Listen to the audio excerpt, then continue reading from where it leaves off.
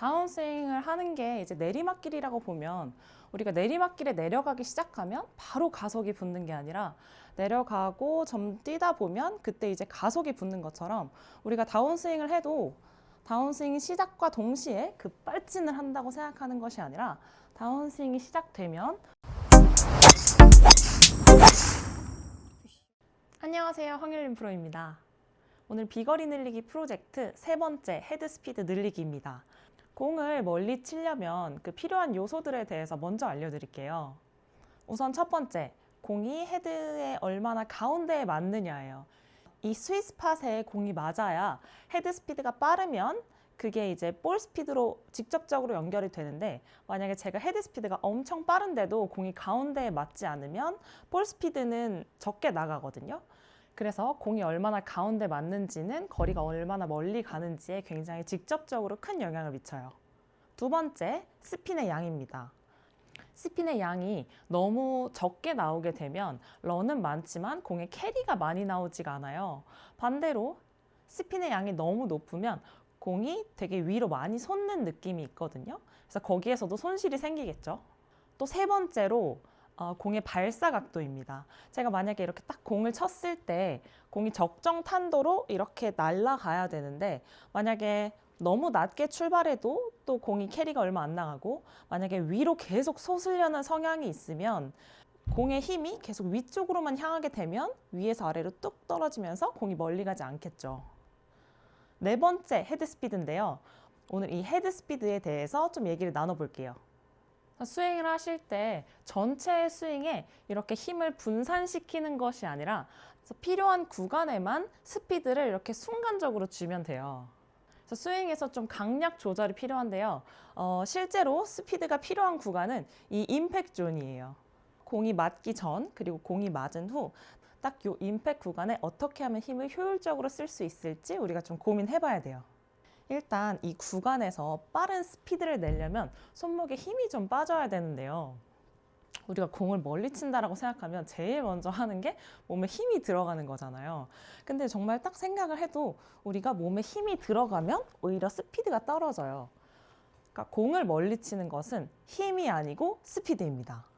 이 헤드가 어떻게 하면 임팩트 구간에서 재빠르게 지나갈 수 있는지를 생각해 보면 결국 손목에 힘이 빠져야 되거든요. 근데 여기서 헷갈리시면 안 되는 게 손목에 힘이 빠지는 거지 그립에 힘이 빠지는 게 아니에요. 이게 좀 말이 어려운데요. 우리는 본능적으로 다 알고 있어요. 만약에 그립에 힘이 엄청 빠지면 이게 순간적으로 헤드가 돌고 빠질 수 있기 때문에 스윙을 하는 동안에 오히려 힘이 더 들어가거든요. 그래서 그립을 잡으실 때 조금 견고하게 잡아야만 클럽이 빠지지 않겠구나, 클럽이 놀지 않겠구나 라고 생각해서 본능적으로 좀 더 몸에 힘을 뺄 수가 있어요. 그립 이야기로 잠깐 샜는데 어쨌거나 우리가 이제 손목에 힘을 빼야만 이 구간에서 굉장히 빠른 스피드로 칠 수가 있습니다. 손목에 힘이 들어가 있는 상태랑 손목에 힘이 빠져 있는 상태를 비교해 드리기 위해서 제가 공을 한번 쳐볼게요. 우선 손목에 힘을 굉장히 준 상태예요. 그래서 이 구간에서 빠르게 하고 싶지만 좀 딱딱하고 뻣뻣한 느낌이 드실 수 있어요.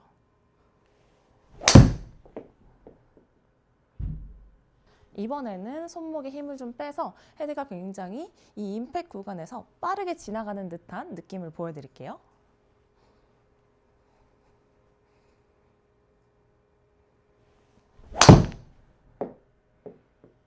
결국 헤드를 빠르게 하기 위해서는 제가 몸에 힘을 더 과하게 주는 것이 아니라 손목에 힘을 빼서 헤드가 빨리 지나갈 수 있도록 몸이 기다려줘야 헤드가 오히려 더 빠르게 지나갈 수가 있어요. 손목에 힘이 빠져서 헤드 스피드가 빨라지려면 결국 이 힌징과 코킹이 필요해요. 우리가 백스윙을 할 때 이대로 그냥 가지 않잖아요. 백스윙 때 이 힌징과 코킹을 통해서 백스윙 때 이렇게 손목이 쓸 거리들이 많으면 내려올 때 손목에 힘이 빠지면서 빠르게 지나갈 수 있는데요. 만약에 백스윙 때 힌징과 코킹이 없는 상태에서 이렇게 뻣뻣하게 올라가 있는 탑이라면 이거는 다운스윙 때 손목에 힘을 뺄 수가 없어요. 그 힌징과 코킹이 있는 상태와 없는 상태를 좀 더 잘 구분하기 위해서 이렇게 망치질을 한다고 생각을 해볼게요. 만약에 손목이 쓰이지 않은 상태에서는 바닥이 강하게 맞지 않는데 여기서 손목에 힘을 빼서 이렇게 꺾어서 내려온다고 생각을 해보면 바닥이 훨씬 강하게 맞죠.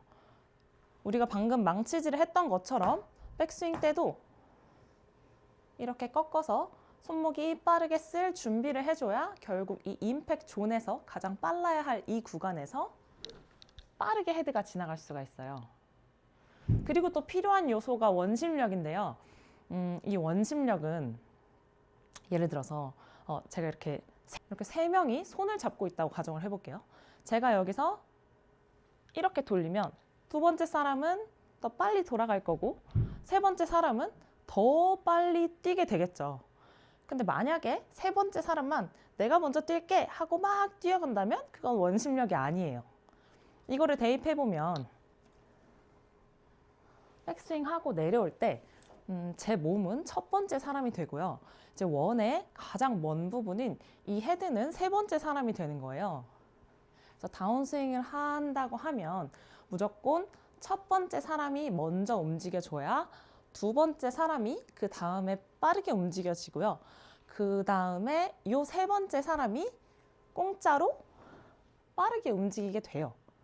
우리가 공을 맞추려고 하다 보면 아무래도 이 헤드를 쓰는 것이 우리의 본능이에요.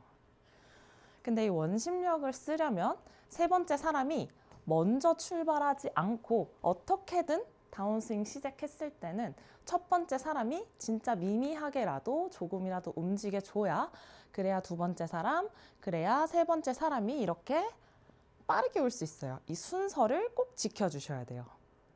또 한 가지 가장 흔히 하시는 실수를 알려드릴게요. 우리가 셋업을 하면 공이 눈앞에 있잖아요. 그러면은 이 공을 되게 빠르게 쳐내기 위해서 결국 이 임팩이 목적이 되는 경우가 많아요. 우리가 스윙의 흐름이 하나가 돼서 피니시까지 한 번에 한다고 가정을 하면 이 임팩트 구간에 실제로 필요한 곳에 약, 중, 강, 중, 약 이렇게 되게 효율적인 스피드를 낼 수가 있는데요. 만약 이 임팩트 구간이 우리의 목적지라고 생각을 한다면 여기서 헤드가 멈추려면 그 전부터 감속이 있어야 되기 때문에 이 구간에서 가장 강한 스피드가 나지 못하고 되게 비효율적으로 여기 다운스윙 때 더 오히려 빠른 스피드가 나게 돼요. 실제로 헤드랑 공이랑 이 맞는 순간에 헤드가 가장 빨리 지나가야 되기 때문에 우리의 목적지는 이 임팩이 아니라 피니시까지 한 번에 하는 이런 느낌으로 좀 어렵지만 공이 이렇게 지나가는 길에 우연히 맞는다는 생각이 있어야 돼요. 공을 쳐야지가 아니라 나는 피니시까지 할 건데 그 가는 길에 공이 약간 얻어 걸린다는 느낌으로 나는 스윙을 할 건데 공이 맞았네? 약간 이런 생각을 가져주셔야 돼요. 다운스윙을 하는 게 이제 내리막길이라고 보면 우리가 내리막길에 내려가기 시작하면 바로 가속이 붙는 게 아니라 내려가고 좀 뛰다 보면 그때 이제 가속이 붙는 것처럼 우리가 다운스윙을 해도 다운스윙 시작과 동시에 급발진을 한다고 생각하는 것이 아니라 다운스윙이 시작되면 이제 아래부터 한다고 생각하시는 게 좋아요. 발부터 무릎, 골반, 위 이렇게 점점 클럽으로 그래서 밑에부터 시작해서 점점 전진적으로 오고 결국 이 헤드는 내리막길에서 시작해서 이 구간을 지나와서 점진적으로 빨라진다고 생각하셔야 되는데 결국 이 탑에서부터 시작해서 밑에서부터 힘이 쓰여져서 첫 번째 사람, 두 번째 사람, 세 번째 사람은 급발진이 아니라 다운스윙 시작하시면 첫 번째 사람부터 시작하고 두 번째 사람, 그 다음에 마지막 세 번째 사람은 이렇게 다운스윙이 시작되고 점점 가속이 붙어서 내려와서 이 임팩트 구간에서야 맥시멈의 스피드로 지나간다고 생각하시면 돼요. 보여드리면 세 번째 사람부터 급발진하는 것이 아니라